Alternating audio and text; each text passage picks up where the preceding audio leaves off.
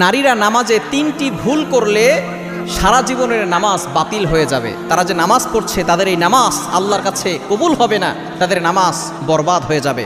আমরা আলহামদুলিল্লাহ অনেকেই নামাজ পড়ি, অনেক মা বোনেরা নামাজ পড়ে, কিন্তু তাদের এমন কিছু ভুল আছে যে ভুলের কারণে তাদের সারা জীবনের নামাজ বরবাদ হয়ে যাচ্ছে। তারা কষ্ট করে নামাজ পড়ছে, এই নামাজ আল্লাহর কাছে কবুল হচ্ছে না ৩টি ভুলের কারণে। নাম্বার 1, 1 নাম্বার হচ্ছে নারীরা যদি এমন হিজাব পরে যে হিজাবের পরেও তাদের চুলের কোনো অংশ বের হয়ে থাকে, তাহলে কিন্তু তাদের নামাজ আল্লাহর কাছে কবুল হবে না। অবশ্যই চুলটাকে ভালো করে ঢেকে রাখতে হবে, শুধুমাত্র মুখমণ্ডল দেখা যাবে, এছাড়া চুল যাতে করে বের না হয়ে যায়। অনেক মা বোন তো এমন আছে শুধু নামাজের সময় না, তারা বাহিরেও চুল খোলা রেখে তারপরে হাঁটে। নবীজি সাল্লাল্লাহু আলাইহি ওয়াসাল্লাম জানিয়ে দিয়েছেন, যদি কোনো নারী একটা চুল পর পুরুষকে দেখায়, ওই একটা চুল 70টা সাপ হবে। এক একটা সাপের মাথা হচ্ছে উটের মাথার মতো, এক একটা সাপের দেহ লম্বায় হবে সুপারি গাছের মতো, মোটায় হবে